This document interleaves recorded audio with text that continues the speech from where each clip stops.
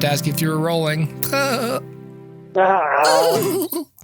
I'm rolling on the road. Rolling the wheels.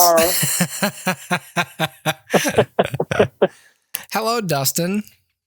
Hello, Hubert. What a unique episode this is. What a unique episode. We have been trying like hell to record the last few weeks, and it's been very hard. Yeah, man. As evidenced, my new job is being a pain in the butt right now. We made it happen this week. We've got Dustin in the car on the way home from work. Yay! I'm in the car. It's not drive time. It is almost 9 p.m. Central. Yeah. It's just that kind of, that's just the way it be right now for old Dustin. How I do. That's how he does. How he do. I feel like I can't use my blinker. I'll just have Everyone to. on the road is going to be like, what is this guy doing? I'll just have to take it out and post, I guess, all of your turn signals. And I need you can. I need a decal on the back of my car that says, quiet, I'm podcasting. I'm podcasting. I'm trying not to ruin my sound. Yes. I wanted to like, I once had this fantasy about like having this van out. What a strange, what's the second half of the sentence going to be? Just keep going. Just plow right through it. Go. I wanted to have like this van. I imagine it'd be cool to have this van that was like fully outfitted for like a radio, for like live podcasting or broadcasting. Okay. I wonder, it got to the point where I thought someone must have thought of this. And I remember going to try to look it up and figuring out like, no one's done this exact thing, but people have full blown like recorded in moving vehicles before, like with a full like board and like, you know, at least 4 microphones. Because I think sure. Meteor did it at some point, but I was thinking like, but has someone ever like for terrestrial or satellite radio, like Howard Stern, has there ever been like, we're in a big Winnebago and we're driving from Phoenix to Austin or something, and for the next 4 hours we're gonna be live from the road, you know, on I-10, you know, I thought that'd be such like a fun idea. Like, that's a good idea. You know, take a, you know. Because sometimes radio shows will like go to other, like the Dan Patrick Show, they'll go to Los Angeles all the time for this or that and like do the show from LA. And it's like, I wonder if anyone ever like goes on the road, like literally like, hey, it's 6 a.m. You know, it's our time slot. And here's Jim Bob Dilly Doo, and I'm riding shotgun, and in the back is Wiener Dog. Hey, say hello to the folks at home, Wiener Dog. You know, doing the whole shtick. And, you know, the driver's got a mic, but he barely talks. He might just crack a joke every now and then. And you're describing why I don't listen to radio, but but like, I don't know. It just sounded like a fun idea. And so I either want to find out if that's ever been done, or I'm going to write a script about it that someone will do faster than I will at this point. So, well, it's fine. And you just gave away your idea. I did. Well, I gave away an invention, which might be more costly in the long run to my potential net worth. Anyway, all right. Well, there's that idea. But I thought it'd be cool. I thought it sounded fun. It was a fun little setting for something. I don't know what. All you have to do is just make sure you date this episode. So today is September, what is it? The 19th. 19th? Yeah. Today is September 19th. That way, if the invention comes out in 3 weeks, you can always say, hey, no, my podcast predated it. That's true. We're going to release the episode in October, but yes, it is. We are recording this on September 19th. And so don't steal my idea. If next year in 2024, this becomes the new fad, you can go to court and say, no, they heard it here. Yeah. Yeah. I have proof. This was the date that we recorded it. This is the day that we released it. And we had a total of 12 listeners. So who's to say that one of those is not? I have it on good authority that it was a very much listened to episode, as are all of our episodes. Damn it. Yes. And then when the judge asked you for your viewership count, you're like, the papers, I've got them. It's in the paper somewhere. Hold on, Judge. I must have left it at home. I'm so sorry. I'll say you're going to have to consult the folks at Spotify for that. And he'll go, ooh, Spotify. Ooh, he's on Spotify. Okay. Yeah. Are you guys with Spotify? Big time podcast. Yeah. Like, well, sort of tangentially we are. And what are your earnings on your podcast? The papers. I don't have to disclose that to you. None of your business. Let me put it this way, Judge. It's enough. More than you make a second, maybe. I'll put it this way. I'm not hurting. I'm not hurting. All right. I wanted to bring up not even a concept to you. It's just like I hear more than one time, like people, whether it might be artists in general, whether it's like people writing music or like people writing books or whatever, like they'll sort of say like, sometimes like it's not so much for the other people who need to hear it, but it's for me. Like I will write essays that I need to read. I'm not so much prophesying from the mountaintop how other people need to look at the world. It's more just me saying, I need to look, here's how I'm looking at the world, but I also have other things that I need affirmed, it's prescriptive, it's self-prescriptive. Yep. So this is an episode that's going to be sort of like that for me, at least, but I need your help adjusting my perspective on something. I was watching Rio 2 over the weekend with my kids. It was movie night. And it was my son's turn to pick. And so he wanted to watch Rio 2. I'm sure we watched Rio at some point in the past. I had no idea how old I forgot it was like that movie came out in 2011. It's 12 years ago. And it's like, that was a long time ago, man. So I've existed for 12 years without seeing this film. Got it. Yeah, I know, right? As long as we've had this podcast, that film has existed. It's crazy. And so we watched it at some point. And so we're watching Rio 2, which came out 2014. So it's still almost 10 years ago. Wow. And so it's a movie and I'm watching it and my wife didn't watch it with us. She had some studying to do. And so afterwards she was like, how's the movie? And I was like, oh, it was terrible. And because of this and other like interactions I've had with my kids about the quality of movies, especially now my daughter is old enough to like ask me things about them and she Googles stuff on her own. So she knows a fair amount about how Toy Story was made and stuff like that. And so like, I have a problem that I think only I have, which is I have a hard time watching kids movies, and just letting go of my adultness. Like even as someone with 4 kids, I have watching kids movies. I have a real problem watching kids movies and not just sitting there thinking that they're just fucking stupid. And, and it's something I would like to not have, but it's like a core, it's kind of hard for me. I find it very hard to enjoy things that I just instinctively do not like. I really, and I don't know if it's just because I'm older and it's just harder. I think the older you get, the harder it is for people to pretend to tolerate things that they really don't enjoy. I think they find less reason to fake hype.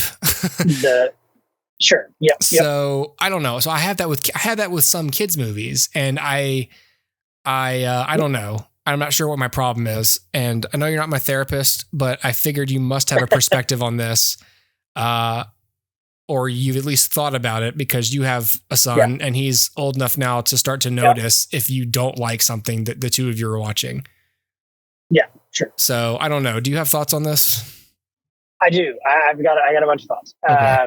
So all off the cuff, of course, but so I think there's a couple different things that happen in my brain when I watch a kid's movie. So first of all, I do immediately pick up on quality, right? Like you can't help but as an adult, and especially an adult who's been to film school, an adult who understands how animation works, an adult who understands the business to some degree, you do pick up on quality, right? Like, when you're watching Pauly Shore's version of Pinocchio, that this is lesser than all the other versions of Pinocchio in terms of quality, just in terms of quality. right? The animation is worse. The acting is worse. Just the style, like the character design is worse. There's a lower threshold of quality that's put into films like that, or what I'd call like the red box schlock, right? It's like what gets dumped onto Redbox is garbage, right? And 9 times out of 10, what you see are these movies that skip theaters. They completely bypass theaters. They went straight to Redbox, and they exist only to piggyback on a trend, right? So you'll see something that's like, if, and this is a poor example, but like if Rio 2 is really big at the moment, then you'll see an influx of talking bird movies. Right. And you'll see that, as soon as like a year to a year and a half later, because it's reactionary. Or sometimes they get in pretty quickly because they'll know, like, okay, so Rio 1 was popular. So by the time Rio 2 comes out, all the bird movies are also hitting at the same time because Rio 1 was popular. There's obviously a quality difference, and there's a quality difference between big budget studios. There just has traditionally been a quality difference between something like Sony Animation and Pixar, or DreamWorks and Pixar. And it's not just in terms of money, but in terms of the level of artistry. If you think of Pixar at its peak, the level of artistry was different than DreamWorks, because DreamWorks wasn't interested in putting out something like a Pixar film. They were more interested in doing something that was edgy, or had like some weird modern sensibility that Pixar was aiming for timelessness, right? And so there's just a difference in tone, but there's also a difference in quality. And as an adult, you pick up on all of these things, and you start to pick up on like, oh, this is just like voice actors are nothing, and it's only celebrity voices in this, right? Like we pick up on all of these things, and all of these things start to influence the way that we see a film. And so for me, that's very true. However, I do have somewhat of an ability to put that aside and say, let me see if there's anything to enjoy in this film. And a lot of times there's not, right? Or I have a hard time with it. Like, I know a lot of people really love Kung Fu Panda. I've only ever seen the first one, and it's not because I hated Kung Fu Panda, but it's because I felt like it was very mid. Yeah. And there was nothing there for me to go, I have to see Kung Fu Panda 2.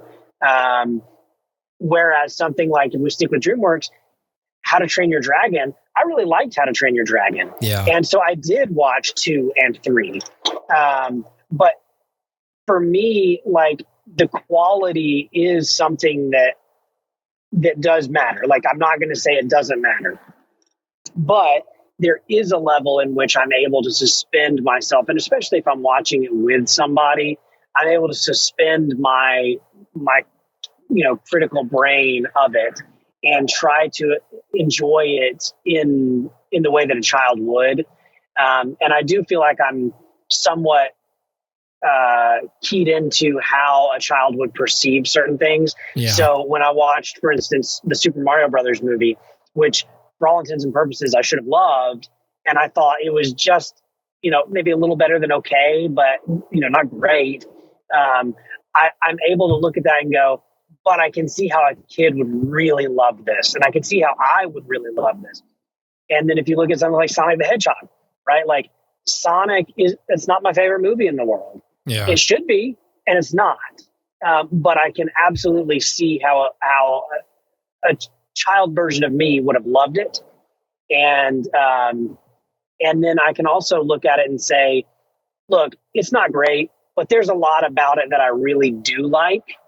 And I can watch it for that. So it's a weird thing where my brain is able to differentiate between, like, this is really good, high quality filmmaking, and this is not great filmmaking, but has some good things. And then this is just not good all around. And my brain is able to make those leaps. As somebody, and you know this, you read this, as somebody who is currently writing a children's movie, or I'll say a family movie, because I do like that term better. As somebody who's writing a family movie, I find myself making the same juggle mentally as I write between how do I tell this artistically? How do I tell this, in a mature way, but in a way that's simple enough for a child to understand? Yeah. Because what I want to do with what I'm writing is teach a lesson to a child in a way that I felt like movies when I grew up did teach lessons. And I feel like that's kind of been lost a little bit. And things are popcorn, bubblegum, just kind of fun things right now. Yeah. And like Pixar in its heyday was all about like themes and showing you like, this is what life is. Right. And this is what life is about. And this is like a perspective on life and growing up. And, we were grown by the time we saw Toy Story 3, but that's a perfect example of a movie that will move an adult to tears while still not like talking down to kids or talking over their heads. And that's a really hard balance to strike. But if you can do it, then you've made something really special. And to me, filmmaking is something that has to be accessible for kids. And I've said this about superheroes too.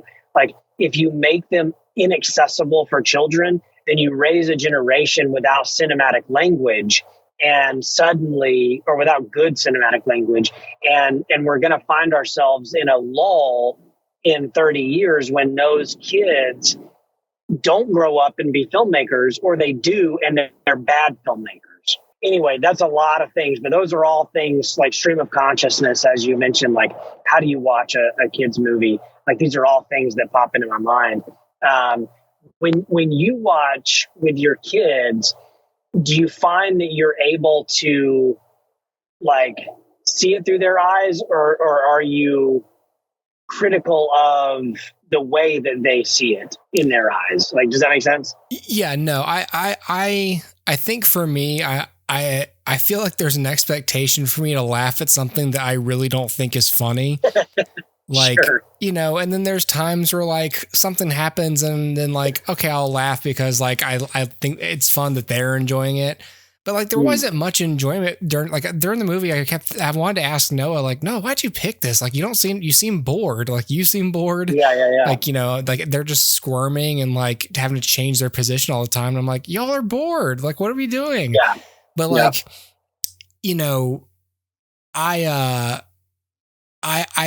I'm more just sitting here like, it's like I know how to act, but I'm finding it difficult to stifle I think I've told you before, like I have an urge sometimes to like tell my kids like, this isn't good. Like there are good things that you could be here's why it's not good. And they won't understand. So I don't do that. But like we got into a debate over the weekend. Like someone was asking me, like all of my 3-year-old finally started watching the Toy Story movies because he has this Woody and he knows that Woody's on the TV. And so he watched like the first 3 Toy Stories and then something about 4. And then Amelia was like, 4 is my favorite one. And I just sort of like shook my head and she was like, you don't like it? And I was like, I don't. And then I explained, she was like, why? And so I explained why again. And I was like, Amelia, like, and I laid it out and I was just like, here's all the reasons. And I explained it and she seemed to understand. We finally watched 4 at some point. Halfway through the movie, Oliver looks at me and goes, Daddy, I don't want to watch this anymore. It's not working. Yeah. It's not working. Yeah. It's not working. And I was like, wow. It's like, this is you get that kid on Letterboxd. I know, right? So he was just like, yeah, it's not working. Well, he says that like if he's sick of watching like Bluey or Mickey Mouse Clubhouse, if he's sick of watching something and he wants me to change it, he'll say, Daddy, Bluey's not working. Bluey's not working. Yeah, right. But what he means is it's not working for me. I'm bored. But he said that about the 4th film in a weekend where he's never seen them before. He's binge watching all the Toy Story films. He's in hog heaven. And then the 4th one, he's like, I'm good. I'm done. Yeah. So, I don't know. And what was the other thing we were talking about? Amelia asked me, what do you think the worst Pixar movie is? And I was like, ooh. And I sat for a while. And she was like, she said, for me, it's The Good Dinosaur. And I was like, oh, really? And she's like, yeah, I don't think it's very good. And I was like, oh, okay. I said, I think it's fine. I just, it's just kind of mid, And I said, it's either Lightyear or Cars 2 for me, I think. Mm-hmm. And she goes, yep. And I said, Lightyear. I said, I'm more angry about why Lightyear was made than I am at the movie. Yeah. So maybe it's Cars 2 for me. And she said, she said, Cars 2 is so fun. She says, they're spies. I said, Amelia, this is why I hate it. And I explained to her, it doesn't make any sense that you see in the third movie, they dropped all of that. There are no spies. There's no allusion to the spy, it's fucking stupid. It just makes no sense. Yeah. And it comes out of nowhere and it's just silly foolishness. And as a sequel to a movie that was actually really good. And then I told her, I said, Lightyear, I'm just sort of upset that I had to explain to her what a cynical cash grab was. And she said, I didn't. She said she thought Lightyear was kind of forgettable. Even with a year's perspective, she was like, I don't really think about Lightyear that much. And I was like, see, it's okay to look at a new thing and admit that it's just okay, or it doesn't have any staying power, And so, conversely, I really liked, we really, the things we like. And I said, what did I say? I think I said, she said, what do you like better, The Incredibles or The Incredibles 2? And I was like, I said, that's really hard. I said, I really like them both for different reasons. And I said, I do think that Incredibles 2 was the last great film that Pixar made. And I think you and I have each said this, because after that, I said, we got Toy Story 4, we got Soul, got Onward, Luca, and my kids. Coco was before. Yeah, Coco was 2017, I think. Because there was Inside Out, and then maybe Coco, and then something. But because The Incredibles was 2018, and so then that is the end of the era. My kids have both now watched Elemental because it's on Disney Plus. I still haven't seen it. And I saw the first 10 minutes, maybe. You did? Okay. And so I asked Amelia, I was like, how was that? She was like, and I was like, okay. That's it's what I suspected, So it's interesting because Amelia is now starting to develop more refined taste, but Amelia now Googles things. She said, did you know that Toy Story 2 was almost deleted? And I said, it was Toy Story 1, actually. And she was like, oh, I'm pretty sure it was 2. I was like, it wasn't. I got very confident. It was like, fucking go check your facts. Right. You hack fraud. Go ask Jeeves. Go just date yourself. Get Jeeves to check again. Who? Yeah, right. Yeah. Go on the dial up and do the thing. America Online. Why don't you duck, go get some better facts. Anyway, but she's starting to just read stuff like that. And I'm like, with all of this is just going to come. I have this feeling that I have a responsibility to teach my kids what is good, while at the same time, not screaming at them about what's good. Sure. At the same time, I want them to kind of come to their own. My kids might not be that interested in movies, which is anathema for me to think of as an adult. And what kid doesn't like movies? But some kids are just not going to care. I'm pretty sure my neurodivergent kids are all going to like films, and be able to appreciate them. And but right now, only one of them is old enough to understand things about them and start to develop some nuance. So I certainly am at the point where I know enough to not open my mouth if I think something really stupid has happened during a film. I just keep to myself and try not to look like a grump. Yeah. But I'm not gonna, I don't want to, at the same time, I think it's, in a weird way, it's my responsibility not to confuse my kids by pretending to enjoy something that I don't actually like. I don't think that's doing anybody any favors. Right. Yeah. And I think it encourages healthy discourse and, you know, to say, you know, I didn't really enjoy that movie, and that's fine. Like, art is subjective. You can enjoy it. You cannot enjoy it. And that's up to each individual person. Yeah. I do think, and I don't know if we've talked about this, but I do think there's some measure, like, obviously art is subjective, right? We know this. We've talked about this ad nauseum. But there is some level of objectivity that we don't often give credit to, right? There are movies that are objectively bad. there just have to be, right? Like, you can't watch some things and say, well, there's some good here. But I think those are few and far between. So having something like Lightyear, if the argument is, well, I enjoyed Lightyear and well, I didn't enjoy Lightyear, both perspectives can be valid because both people have different tastes that, you know, enjoy different things, right? Some people enjoy good character arcs and original ideas, and some people enjoy trash, and that's fine. They can do that. I think that, you know, yeah, man, I don't know. It's important, I think, to teach your kids that you don't have to enjoy everything, and that just because it looks shiny doesn't make it good. Right. But at the same time, there is a level of like knowing your children's age, right? So, and maturity level. So Amelia may be at the age where you can say, this is not good because, and she can say, well, I think it was good because. Right. But then your other kids might not be at that age yet. So it's okay, you enjoy it because it's bright, it's colorful, and that's fine. Yeah. Like that, we can't enter a discourse about this. And so to do so would be pointless. But that doesn't necessarily mean that I have to feign my excitement over it. But I guess I can enjoy that you enjoy it, but I don't enjoy it in and of itself. The first thing I tell Amelia when she said, if she asks me like, did you like it, Daddy? I'm like, she'll go, what? And I'll just say, just remember that I'm older than you. I said, I'm a grown up. Like I'm 34. Like, which is really what I always had to say when she was a little younger was like, consider the age difference. Like, you're a kid, sure. I'm an adult. This is a film made for kids. And I even made the distinction between like things that I like versus things that I think I was making.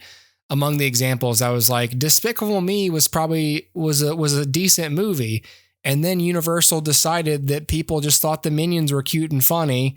And then they made like 3 movies that heavily featured or completely focused on those things.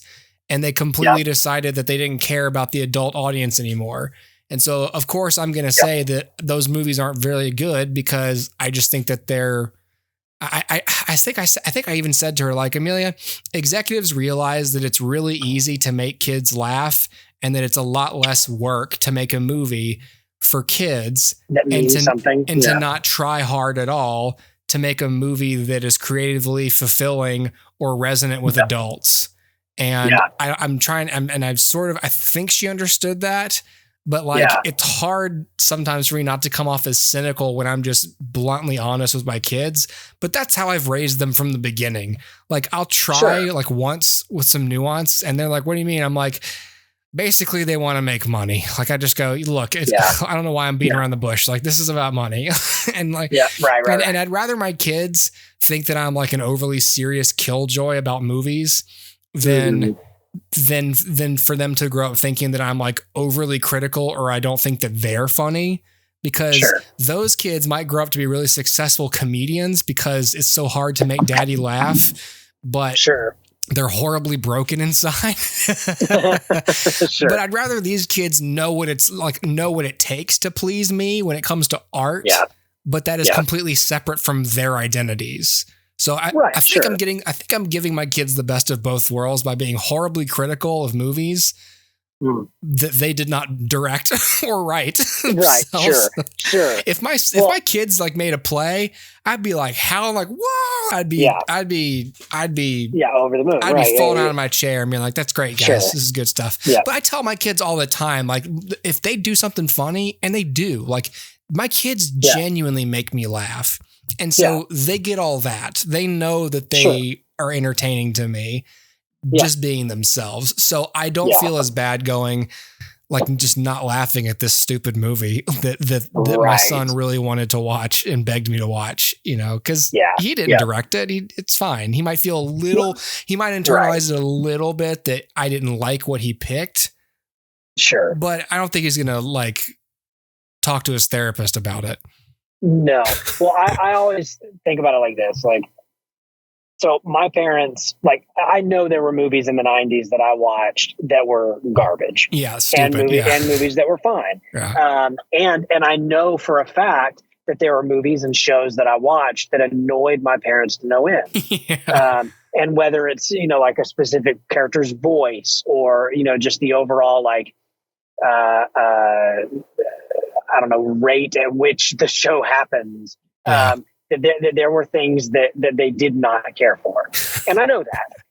And that didn't do anything for my enjoyment of it, or that didn't, like, deter my enjoyment of it. Sometimes it made me want to watch it more, but it didn't, like, deter me from it. But then there's also, there were also movies that I knew that they loved, right? That I also loved. And I knew that there were movies that they watched and I thought they loved that now I realize there's no way on earth they loved it. Right. And so it's a weird, like, dichotomy of all these different things that happened. And so, like, my parent, like, if I use an example, right, like Good Burger, I remember going to the theaters to see Good Burger, like they used to do in the summer, like movie screenings that, you know, movies that had already come and gone. And I remember watching Good Burger in theaters, and I remember, like, quoting it with my mom afterwards and it being really funny. Yeah. But I know, because I watched it fairly recently, it's not a great movie. No, it's not. You know what I mean? And like it's really funny when you were a kid in the 90s because it's Keenan and Kel and they're awesome. Yeah. And I think they're both very talented. But it's a 90s Nickelodeon movie. It wasn't made with the highest standards. Yeah, it's a very sloppily crafted movie. It is. Yeah. But I know that my mom quoted that with me and, like, that was fun and funny. But I know she like now would never go watch the movie and has no interest in the movie. And I think probably would not like the movie. I don't know. I don't like the movie, but I do think that, like, I don't know. Maybe we'll all watch it as a family and see. Let's do our 30-year checkup on this movie here. Yeah. But I also think that that's healthy, right? To, like, say, okay, well, my kids enjoyed it and this line makes them laugh, so I'll quote it with them or whatever. Yeah. Now, I'll say this. There are movies now don't seem to find kids movies don't seem to find jokes in cleverly written dialogue. Instead, they find their jokes in farts and like weird characters that speak gibberish, right? Like, that's not funny. You can't do that as a family, you know, like, that's not, I mean, you could, but it'd be weird. And, you know, that's not what I'm about. And this is, you mentioned Despicable Me and Minions, right? Yeah. This is a good example of why I use the term kids movie and family movie. Yep. The Minions are a kids movie. Yep. Despicable Me is a family movie. I don't like kids movies. No. I like family movies. Yes. And that to me is the difference. And obviously there are varying degrees to which I like different family movies. Like Kung Fu Panda may be a family movie, but I don't love it. Right. But kids movies I don't like. And Minions is decidedly a kids movie. It makes no real sense. It doesn't mean anything. It has no resonance to it. And it's just sugar popcorn bubble gum. And that to me is not, it doesn't mean anything to me. Right. But the first Despicable Me tried to say something about, like softening your heart and, like adopting kids and, making family and all of these things. And like your life's purpose, that you always thought it was one thing and maybe it's something different when you have kids, right? Like that's totally, like, that means something. Yeah. Right. But minions don't mean anything and they're stupid. And so, and so that to me is like the perfect example of why I don't think we should be reaching for kids movies, because kids don't need movies. Let me put it like this. And this sounds like I'm contradicting something I said earlier. Kids don't need movies. Kids need experiences in fiction. Yeah. With their families. But they don't need just junk movie. Yeah. The same way that kids need Fruity Pebbles, they need a well-balanced breakfast. It's like good art experienced with a family means something. Like I'm convinced that's half the reason why I love The Sandlot, because if you read reviews of The Sandlot, the critics don't like The Sandlot. But I cannot in my brain wrap my mind around how somebody couldn't like The Sandlot. Like, it's one of those movies that I'm like, this is a perfect movie. Why do you hate this movie? And everyone that is a critic that, was our age now when that movie came out, they're like, this is trash. It's lowest common denominator. And I'm like, I love it. Why? Because I do think it's a cleverly written film, and I do think it's structurally solid, and I do think the characters are memorable and have good arcs, and they're good themes, and all of.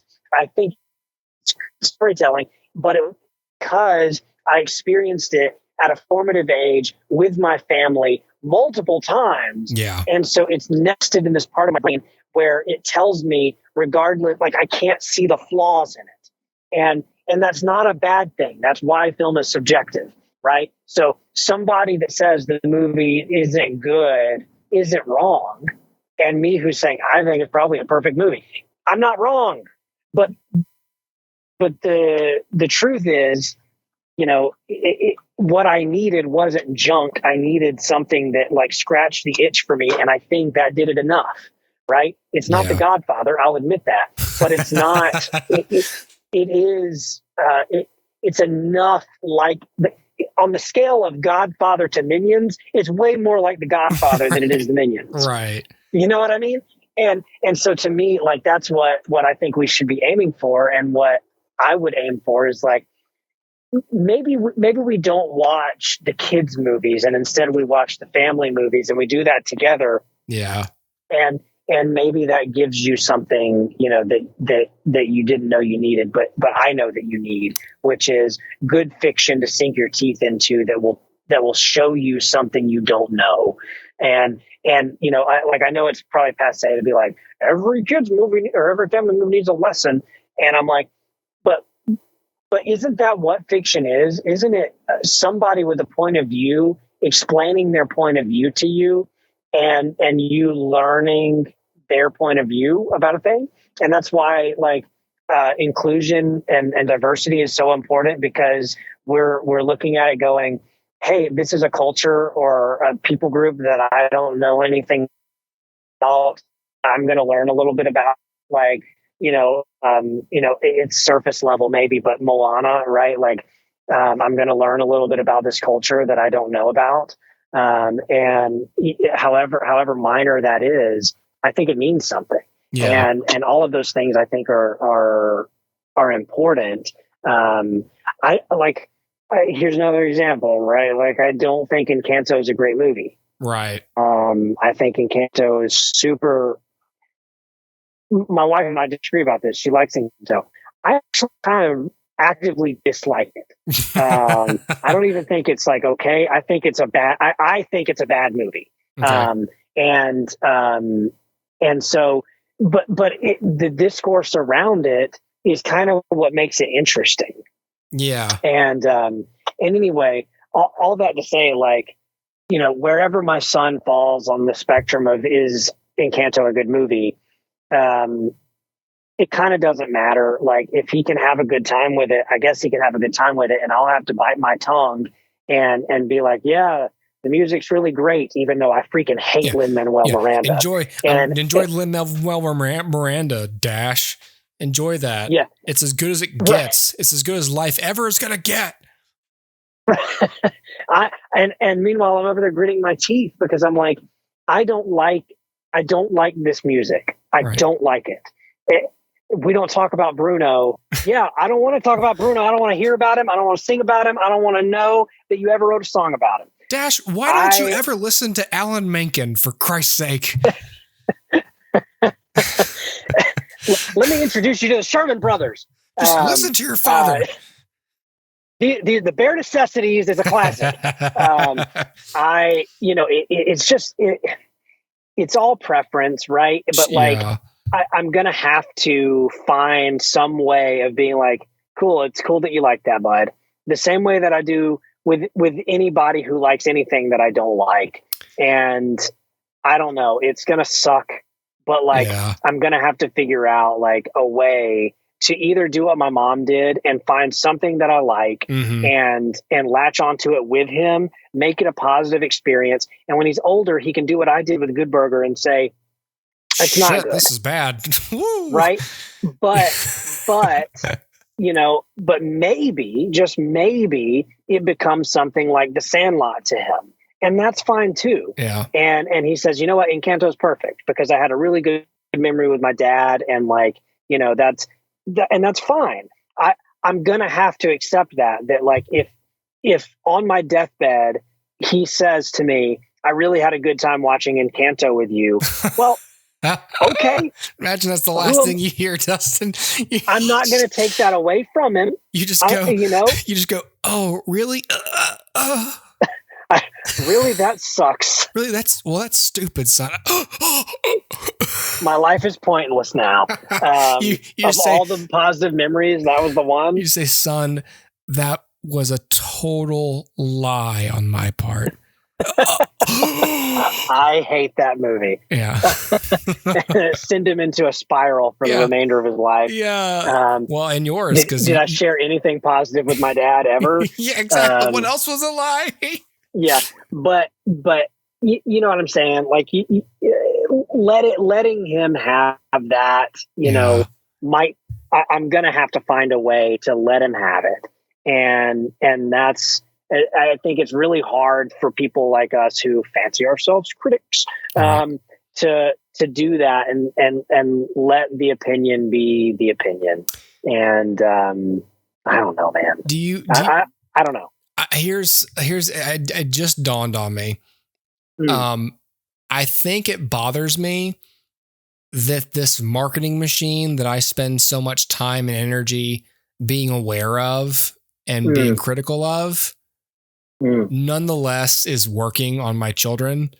Sure, I think part of it is like, I feel as if there's like an actual like personification, like a humanoid figure of the kids movie marketing machine that enters my home and just like coughs like a cloud of black, like mist.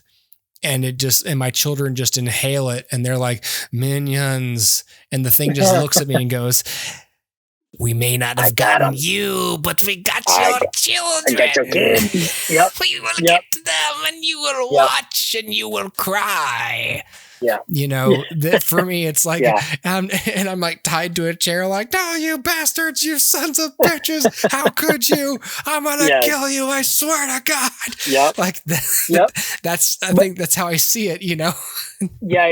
But that extends like with adult eyes, you can see that coming a mile away, and it extends to, I think, every generation to some degree, right? Like I'm sure our parents looked at it and went, why are we buying Pokemon cards? These are pieces of paper. My mom, I'm spending, my mom was so annoyed that I liked Dragon Ball Z. Yeah. But it's weird because like you see the marketing happening on your kids and you're powerless to stop it. Yeah, you're just right. Like if my parents had said no Pokemon cards ever, it wouldn't have stopped it. Right. I would have gone to my friends' houses and looked at Pokemon cards. Right. Or I would have like looked in a catalog of all the Pokemon cards I could be buying and living vicariously. Like it wouldn't have stopped it. Do you know how many more, I guess we'll call them sex workers, that I killed in Grand Theft Auto because I wasn't allowed to play it in my house? Yeah. A lot more than I would have otherwise. Yeah, right, exactly. You would have been a perfectly law-abiding citizen in Grand Theft Auto. I would have been a boring old, like, doop-de-doop, driving in the lanes, driving the speed limit. Have you ever tried to do that before, by the way? Like, did you ever? Yeah, we did. We tried to do that when we played. I think that, did we do that in college? Because that's a fun thing to do, is you just go, okay, how long can I make it, like, trying to obey the law before something happens that forces me to take action that ends up getting me arrested? Yep. I can't remember who lasted the shortest, but I think it was John. Probably. It was just someone like rear-ended him. Yeah. He was just like, I'm not doing this. And he just, get back here, and just shoved the guy. And then it begins. And then it begins. Yeah, man. I don't know. But I agree with you. It's weird because it brings up so many emotions, right? Like a conversation like this, to be like, well, I want my kids to just have a good time with whatever it is. Yeah. And, I'll just shut my mouth and let them have it. But then it's also like, but I also want to train them, because I also feel like, it's important to be trained. Like that's what film school was for us, was like training on like, this is what makes a project successful, and this is what you should aim for in yours. So of course we can look at it at something like Rio or Minions and say it falls short of what is successful art. And yeah, I mean, that's not to say there's not somebody out there who's a huge Minions fan or Rio fan and like, has their walls decked out in it because they really relate to the story, and that's fine. They can have it, whatever. But that doesn't change my opinion of the idea that like, I don't think it works. Right. Yeah. And I don't know, man, it's such a complicated thing because you add the emotion to it because it's your kids, but like, this is the same as like going to work and seeing like one of your coworkers talk about how much they love the Eternals, and you have to bite your tongue and be like, God, but it's not that good. Yeah. Or, oh, dude, did you see the Secret Invasion is so good? Did you see Ahsoka? Did you see Ahsoka, dude? Ahsoka was great, man. And you're like, I have no interest in Ahsoka. And, like I had somebody tell me the other day, have you seen Ahsoka yet? And I was like, oh, no, I haven't. And they're like, oh, it's so good. It's basically Clone Wars season 6 or whatever it is. Oh. And I'm like, oh, I actually haven't seen Clone Wars. Sounds like a lot of work.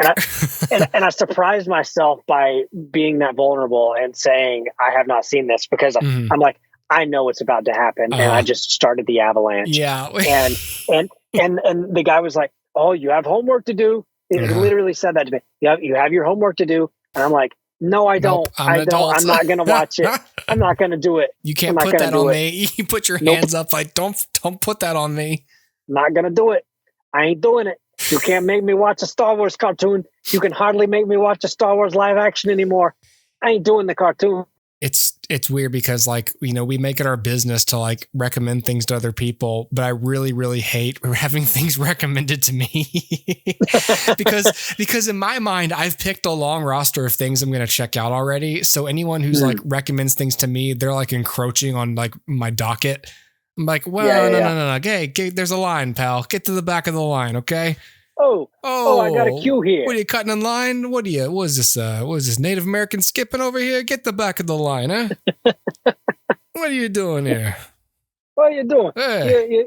What are you doing? You're skipping right to the front of the line. I got a whole bunch of people here that I trust, whose opinions I trust. I don't know you. I don't know your opinion. I've been holding it for 36 hours. Get to the back of the line. Oh. With the rest of the pissers. I like when people give me recommendations because I know immediately what not to watch, whether to take that recommendation. Oh, okay. Yeah. If I know you and trust you and you say like, oh, you really need to watch this, I know immediately whether or not I'm going to actually do that thing. Yeah. And it's very rare. It's very rare because a lot of times, like, I had a guy recommend Scanners to me recently. Oh, cool. Yep. And I've never seen Scanners. Right. Me neither. But I'm like, you know what? I kind of trust that. I'm going to watch Scanners. I'll watch it at some point. Okay. But then, like, somebody recently recommended to me, what was it? You can't even remember. I can't even remember what it was.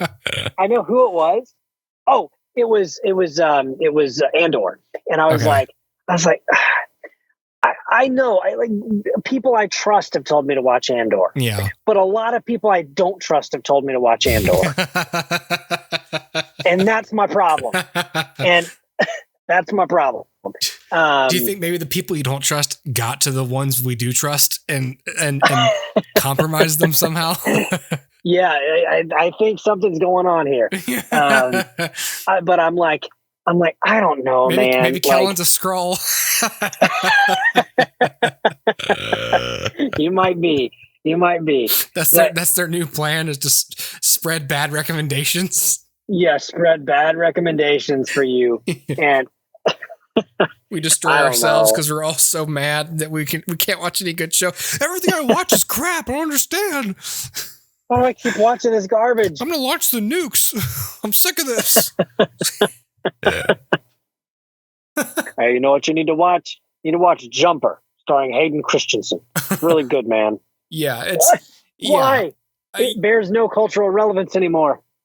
Yeah, and then, like, I'll see stuff like, hey, Frasier's coming back, and it's like, see, like, and we've talked about this before. I have made peace with the fact that there's some stuff that may as well be good, but I've just made the decision I'm not going to do it.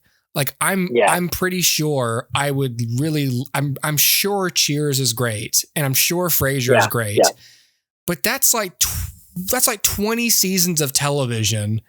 Of old school network length television, like 20 episodes a season. So you want me to watch what, like 100, 200 episodes of a television show, and it's very successful and critically acclaimed spinoff.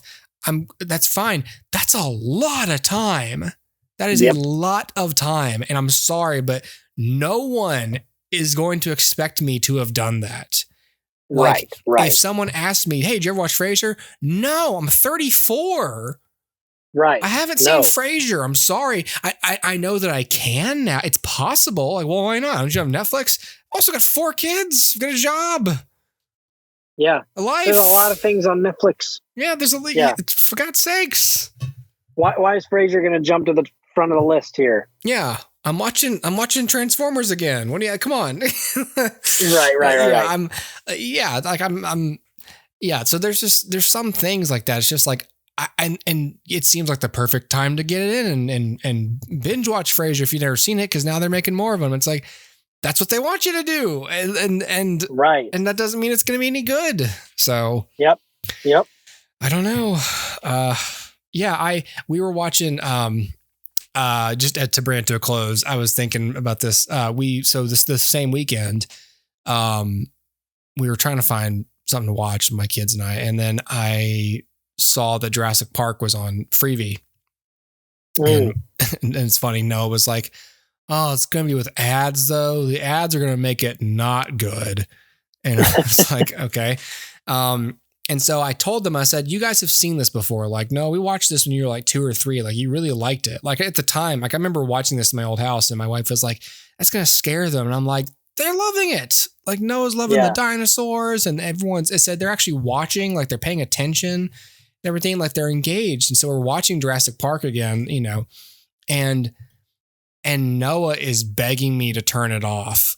But midway through the movie, well, one, because he's bored because nothing's going on, and at the midpoint, everything starts happening, and then he's scared. And I was like, "No, you've seen this film before," and he's like, he keeps going with it, and like we get to the part where like the Velociraptors are there, and they're like ripping up the grates and stuff, and he's like, he wants me to turn it off, and I was like, "Jeez," and I did. I felt like a monster for like making him watch, because I was like, I don't understand. And I thought like, wow, it's just kind of weird. Like he wasn't scared of it when he was younger. Yeah. But for something about being 7, maybe he's just more able to conceptualize violence. And so he's seeing this happen, and now he's like, he can understand like the peril they're in. And it's like, oh, it's interesting how that changes, you know? Yeah. That is interesting. Yeah. It's crazy. Yeah, it is. But to that end, like their tastes will change in time. Yeah. And I think, again, it is our job to somewhat shape that taste and show them what we believe is, you know, is good and bad art. Yeah. But at the same time, like the understanding that like they will discover that for themselves. Like no one, let me rephrase that. Very few people make it to 35 years old and say Rio is a perfect film. You know, I'm just going to say it's like eventually it all shakes out.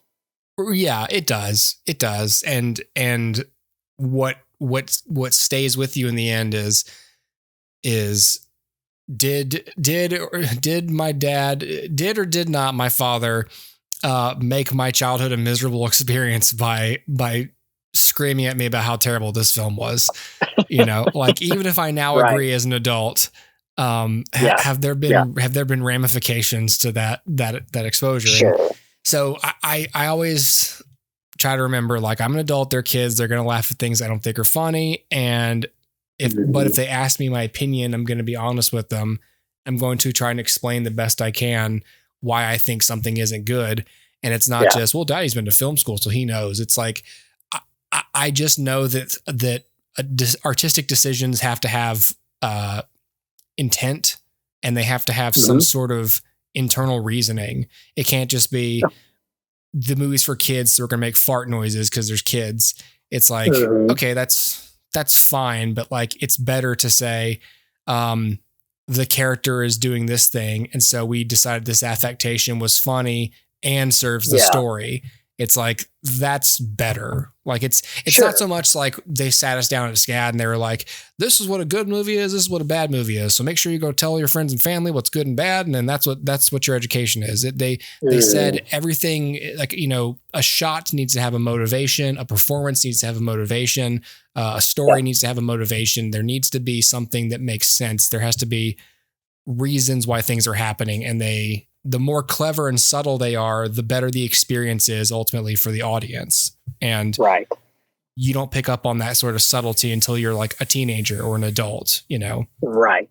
Well, and because art is subjective, you'll often hear us say something like, well, the film is technically proficient. Yes. But I didn't care for it. Yeah. Right. And that's because, like, you know, at film school, they weren't saying like, this movie is good if it does these things.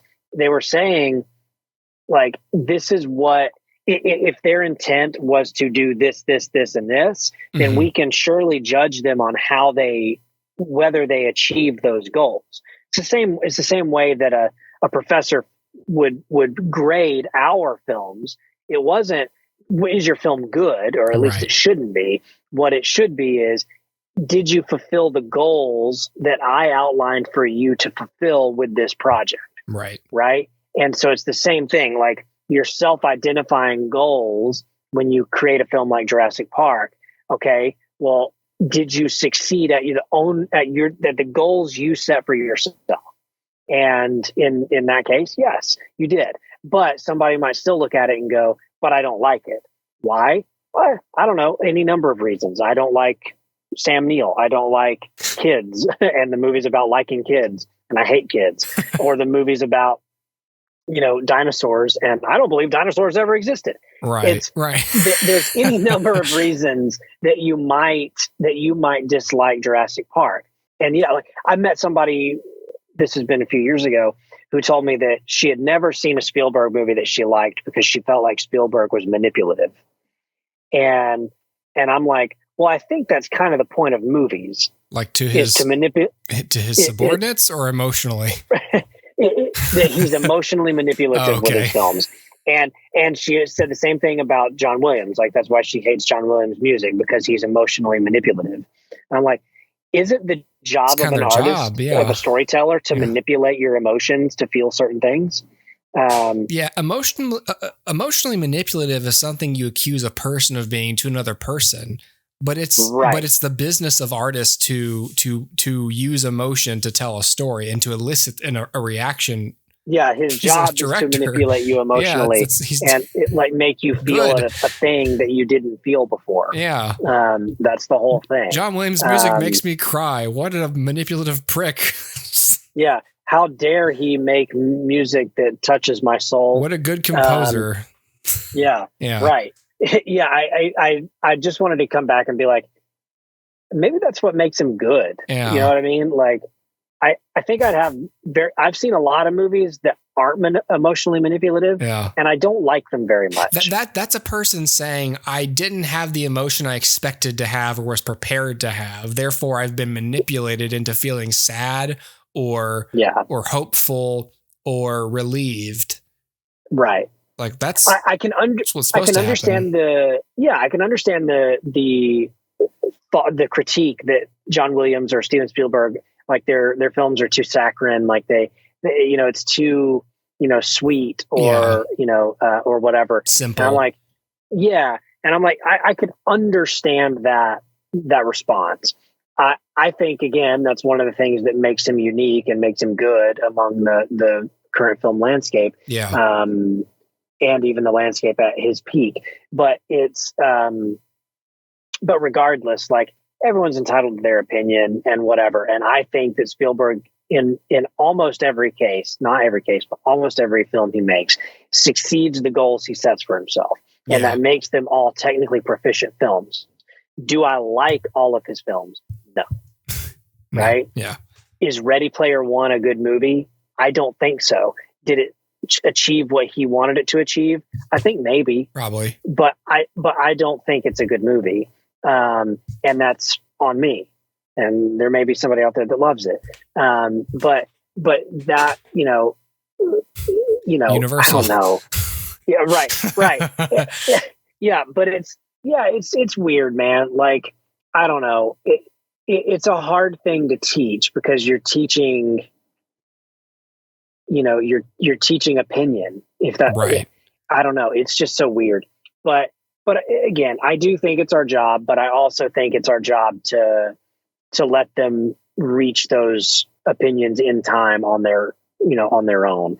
Like with our help, of course, but on their own in terms of voluntarily, right? Like we're not manipulating them into feeling that this is a good movie versus a bad movie.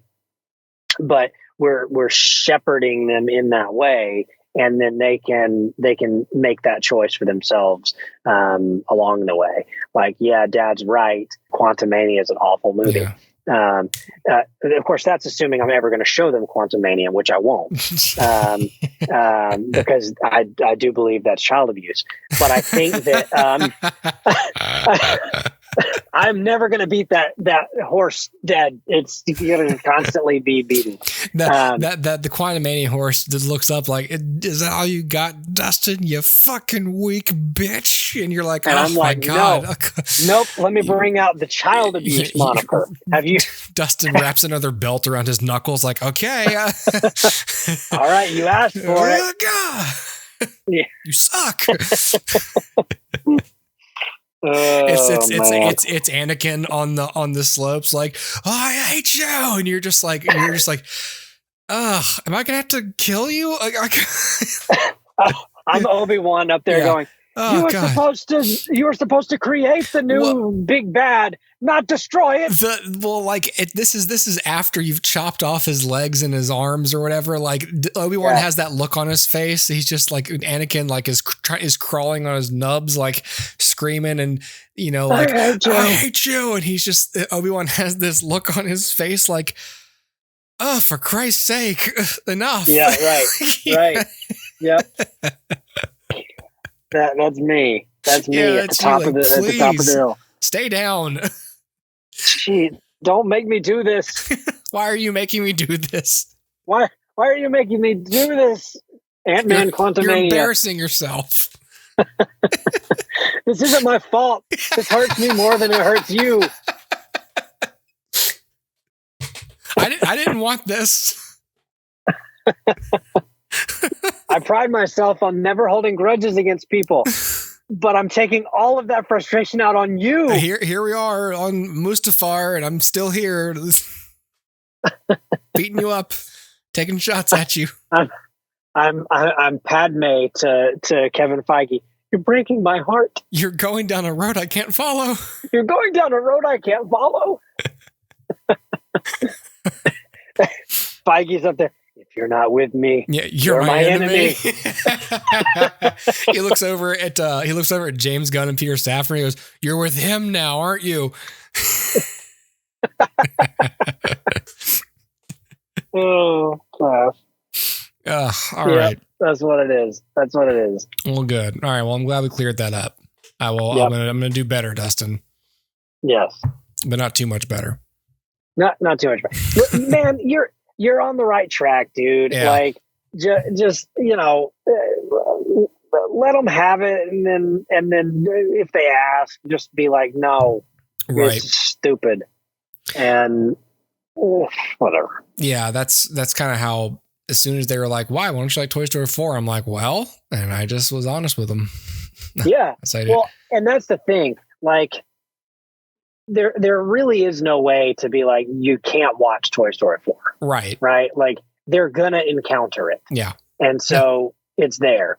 And inevitably, by the time they have kids, they'll be knowing there's Toy Story 72. Yeah. But it's the problem is, like, you can't hide it from them, but you can say, like, all right, here's the deal. We're going to watch Toy Story 4. I'm going to go ahead and let you know I'm not a fan of this movie. Right. We're going to watch it. If at any point you don't want to continue watching it, we won't continue watching it. But if you like it, we'll watch it all the way through. And then there you go, whatever. Yeah. And, that way you get to have your cake and eat it too. And when they start quoting it and loving it, I don't know. I can't even think of a quote from that movie because it's so stupid. Ironically, the most quotable line is this: the word "trash" from Forky, and it's like, well, that's about it. That sounds about right. Yep. Yeah. It's I don't know. You just join in the fun and let it be fun, but hold on to it in the back of your mind that this is garbage. Yeah. You just watched garbage. I don't know. Your kids just ate a really junky, like, fast food meal, and you're like, okay, it's garbage. You just ate something that had no nutritional value whatsoever, but whatever. You enjoyed yourself. I'm not going to do this every day. Yep. I guess I'm just glad we're not hungry anymore. Right. And it was cheap. Yep. Right. I just hate myself. It got your attention on something for an hour and a half. Yep. And whatever. Yep. But yeah, man, I don't know. It's a weird thing. Anybody who listens to this show consistently knows we talk a lot about art being subjective and all of this, but it's different when it's your kids. And that extends to kids, and it's one of those. I guess there are worse things as a parent that I could think of to have to endure for their childhood than them thinking that movies specifically targeted to them will entertain them. I just hate, it's like, I'm not mad at my kids. I'm mad at studios for not trying harder and making better movies. I'm mad at them for deciding that my kid is only worth writing fart jokes for, and it's like that anger surfaces when I see my kids fall into that trap, as it were. And then I just go, oh, like, you're worth more than this. And then I just think, whatever, it's fine. They'll figure it out. They'll grow out of it. Sure. And they'll, so. Yeah. Anyway. All right. Yeah, man. Cool. All right. Yeah. Well, good talk. Yeah, man.